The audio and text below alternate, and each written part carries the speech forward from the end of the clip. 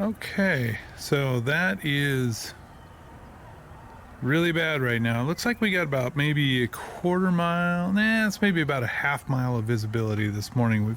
We are so smoked in. I mean, that's the sun right there going up. I can almost look at it with my naked eye right now, which you're not supposed to be able to do, and I wouldn't recommend it, but it is so thick with smoke right now. That is what it looks like. And so on days like this, we aren't camping.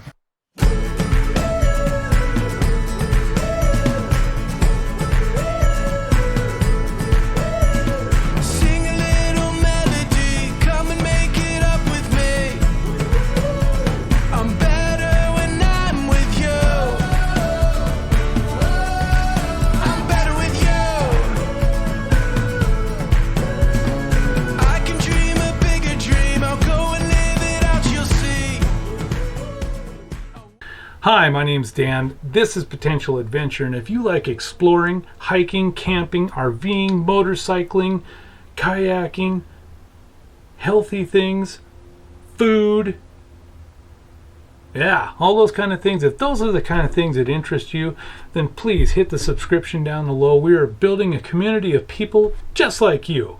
And if you ring the bell, it'll notify you every time that we make another video. So don't be left out. You know, you don't want to have to call your friends up to find out if we made another video. Currently, we only have 12 subscribers, and like one of them's my mom, and I think another one might be one that I did of us. So I don't know. But please join us. We really want to get this community going, and we want to have more people to talk about this kind of stuff. We had a campground spot saved for this weekend, but because of the conditions that I just showed you with the smoke really thick and everything, we decided not to go.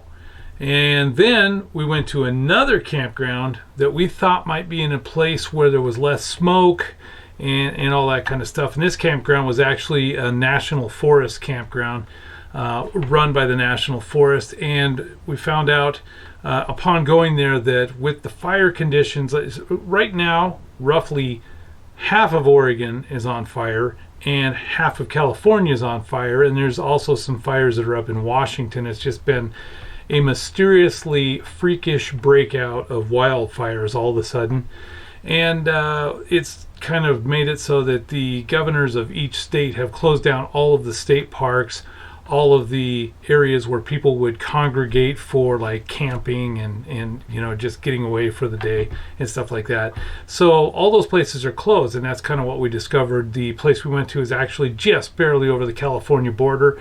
Found out that the ranger for the northern national forest, I forget which one it is there, but has called off all uses of the national forest, as far as, you know, no campfires, no smoking, no what else, all the special use permits and stuff like that all got canceled.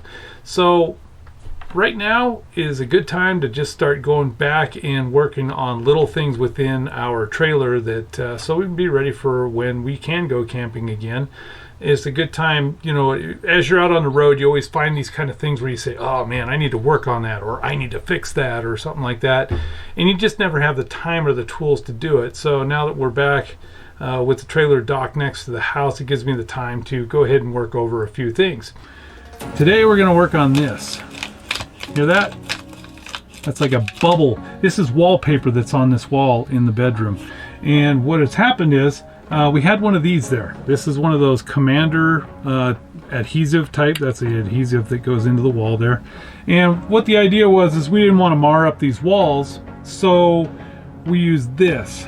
But the problem that we found, and we're starting to learn more and more about this, when you store a trailer, of course it doesn't have the heat or the air conditioning going, so the climate control is not there. You have temperature swings going up and down and all that kind of stuff, totally dependent on the outside, because while you're not using the trailer, of course you're not going to be using resources to keep it cool or warm like you would if you were living in it or camping in it or whatever you want to call it. So anyways, what we have done is we put this at the trailer yard, and last week the weather got up into the high 90s, almost 100 degrees a couple of days. So that means the inside of the trailer was pretty toasty. And what we figured out is that having these, the adhesive on them is one thing. That can weaken and just pull off and fall to the floor, especially if you've got anything hanging off it, like if it's got a coat hanging on it or something like that. In this case, what happened was the adhesive held for quite a while, but what happened was it was right here, and it had a jacket hanging on it. Ange left a sweatshirt hanging on it, and what it did was it slowly pulled away from the wall, and what was failing was the adhesive that's actually in the wallpaper around it.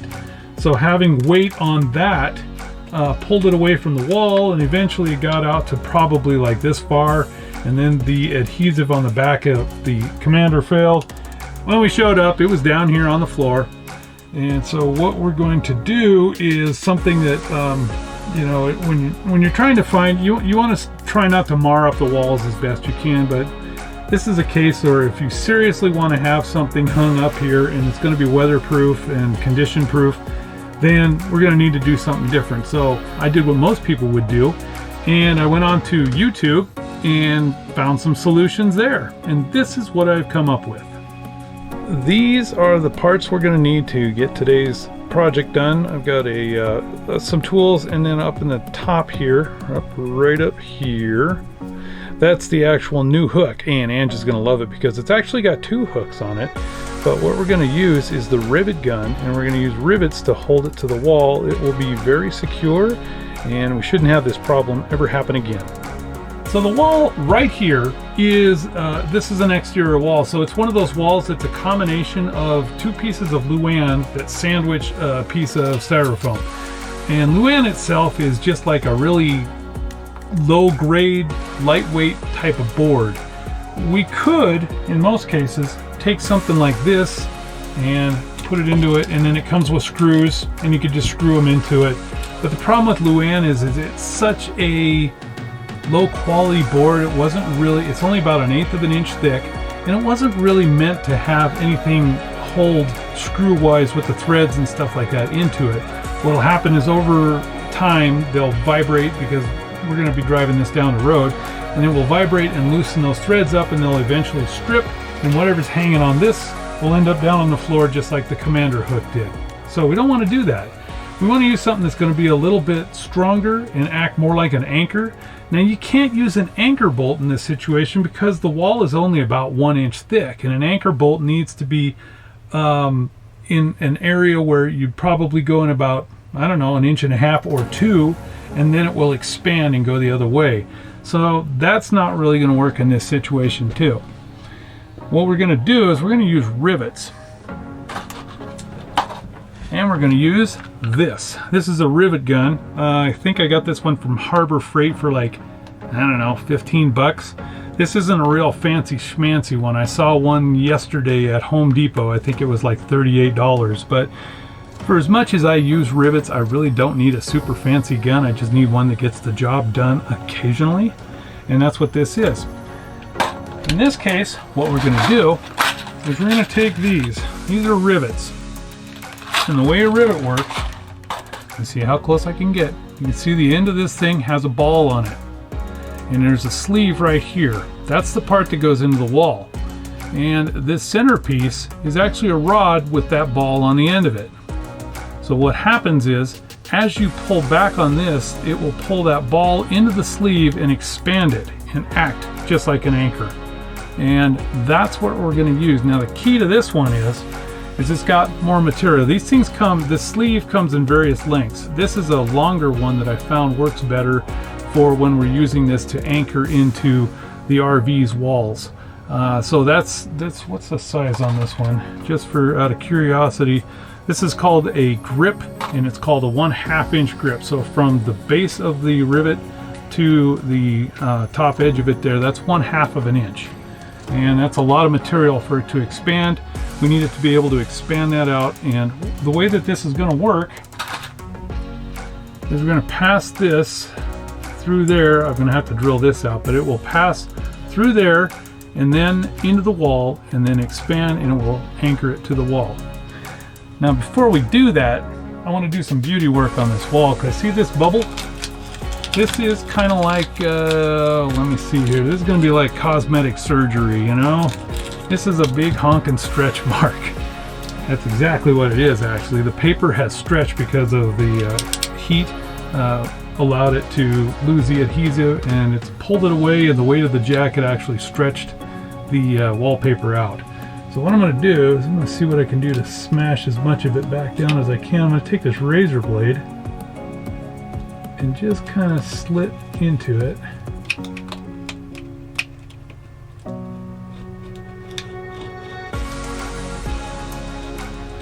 Go that way. Let's see how much of the bubble we can get rid of.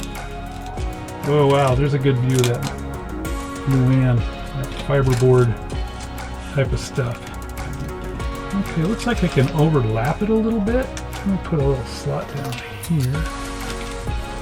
Maybe one up on top. And maybe that'll allow me to expand over. And let's see if we can press out some of that big honking stretch mark. Just try to get the air out of it. I'll start by grabbing the edges.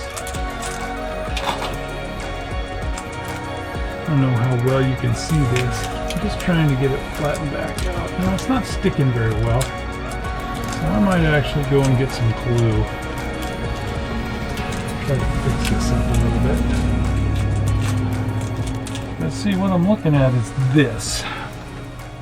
I'm going to put that down. You can still kind of see the edges of it around it.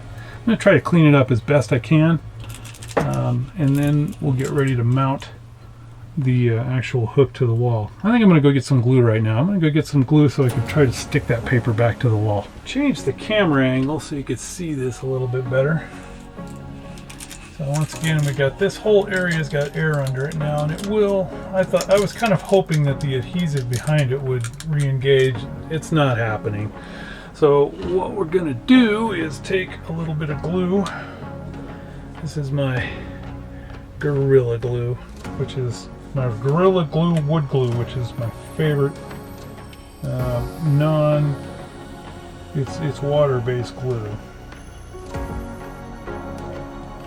I'm going to put a little bit on the tip of a skewer and see if I can work it back into the edges.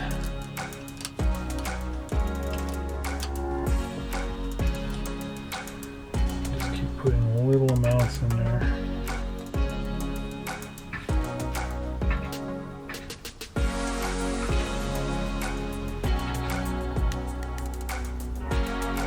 A glob of it back in there. I should be able to push it back with the existing wallpaper. Maybe it'll stay down.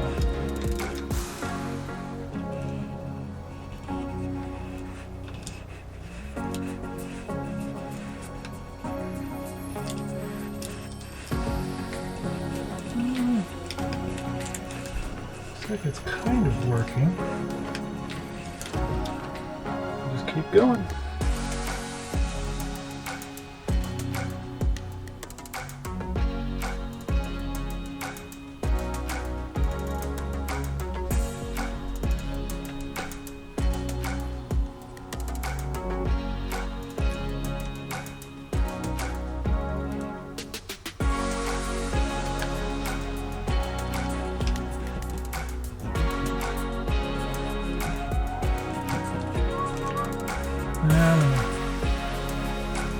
I'm not sure how well this is going to work. I think I might have to go get some masking tape. Kind of like I showed you all those tools I'm going to use.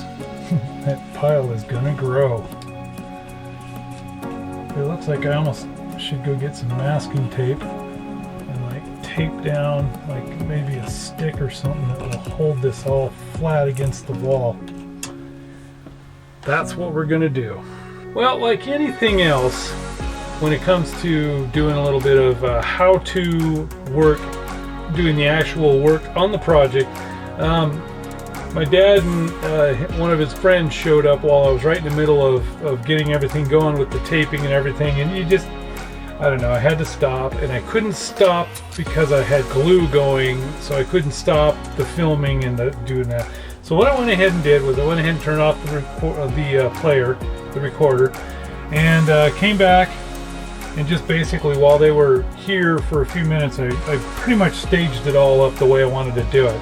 And so what I'll do now is it's been sitting there for about an hour and a half with the glue drying, and so at this point what we're going to do is I will go ahead and reveal it. I have no idea what this is going to look like underneath it. This is one of those kind of things where you've got a whole bunch of extra material, which was all of the stretched out wallpaper, and you're trying to figure out a way to conceal it up. I shoved a bunch of glue under it, and then I took these popsicle sticks and put them into place to act as a flattening support against it, and that's what it looks like now. So I guess the part I'm disappointed about is because the wallpaper got a little bit, when wallpaper gets wet it tends to do this weird wrinkly wavy thing, and I could see all the different places where it did that with the wet glue inside of it. So it's kind of a disappointment. This part here didn't even really seal. So here's what I'm gonna do. I mean, there's just so much I could do. If I wanted to try to really conceal it, I could make a little Faco plaque to put on the wall. I don't know if I want to do that. I think what I'm gonna do is I will take and I will post this at the top of the bubble where it was. That way, if the thing's being used, then, you know, a jacket it'll, for the vanity purposes, it will completely hide it. I mean, what else can I do at this point without really drawing attention to it? Somewhere down the road, maybe if we decide to re-wallpaper this entire wall, which is highly unlikely, maybe that'll make a difference. But I think just putting the coat hanger right to it there is going to definitely make it a better situation than it is. It'll definitely hide it for the most part. But I mean, there's just really little you could do. When the wallpaper was actually physically stretched, you can't just put it back, and the adhesive was not working. So the next step we're going to do is we're going to go ahead and set this up for riveting it to the wall. And the thing that I've kind of discovered about this is that these holes that are in there for the screws right now are not exactly 3/16 of an inch. Ta-da! So what we got to do is we got to run the drill bit through it to make sure that they are 3/16. And they're real close. I could just feel that there's a little bit of friction from maybe the burrs or something from the drill holes that were made originally at the factory. I mean, like super little. Okay. Then the next step is go ahead and put it where we're going to put it, and I think I'll just choose that spot right there. And we need to put holes just through the luan. You don't want to drill this thing all the way through the exterior wall so it goes all the way out through the outside of the RV. Just needed to get through that 1/8 inch part.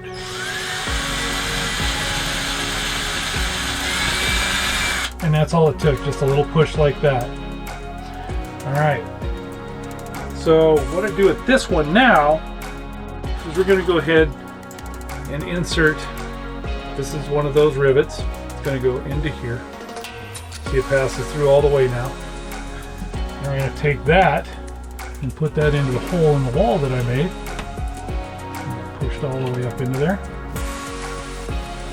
And we are ready to go ahead and use the riveter. Now the way this works is the stem sticking out of the wall right here from the rivet goes into this port on the side of the rivet gun, and then what you do is you push it all the way up to the end of there so that it's smack up against the flange, which is against the wall right now, and then you jack this. This is really hard to show. I don't want to back it out too much though. But the way that this works is you basically do that with it, and when you do that, what it's doing is it's grabbing onto that metal stem and ratcheting and ratcheting and ratcheting and pulling it further back into this barrel, And then once it gets to the end of it, it will simply shear off automatically. It'll shear off right at flush at the wall. So let's go ahead and do that.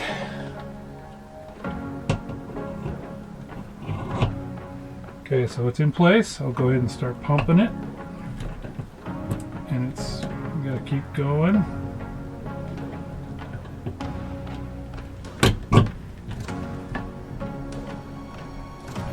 Okay, so what it's doing, every time I push it back against it, it's just pulling that little ball through the stem that I showed you before. Every time it pulls it a little bit more, and eventually it just pops like that. And that little stem is stuck in here, it'll pop out the back. But now, this is firmly against the wall. So we'll go ahead and set the second one. This one is really strong enough. I don't know if I really need the second one, but I'm going to do it anyway. So we'll get this so that it's fairly level.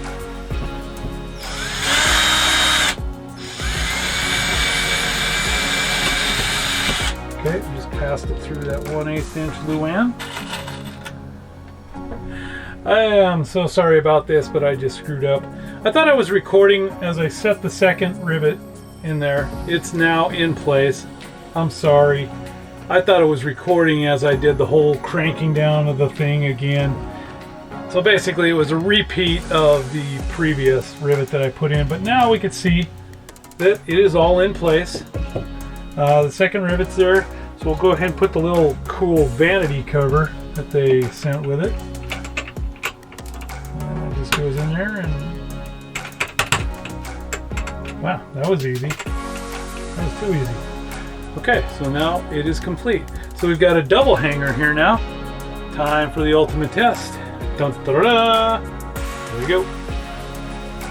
And hey, look at that. It's seriously holding that. No problem. Actually, there's room for a second one here now too.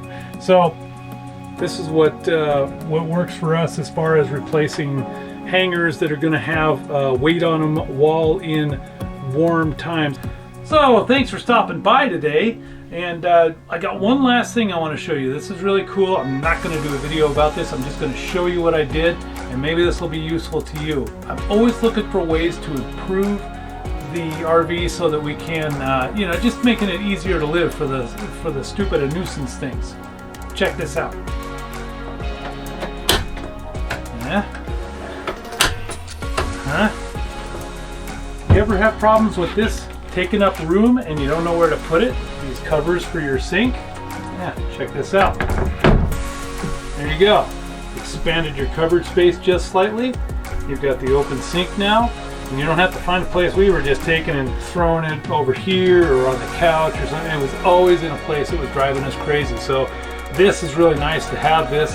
I will put the links for these brackets. This is the tricky part here. I'll put the links for these brackets down below. These are the 11-inch model. I think it was like 14 bucks or something like that. It wasn't very much. All it's held to is with 4 screws right into the wood of the side of this. This was just an open panel that was wasted space anyways, so when these collapse down, when you're not using them, they're just sitting down like that. Don't take up any room at all. What do you think of that? All right, I'll see you next time. Thanks for coming.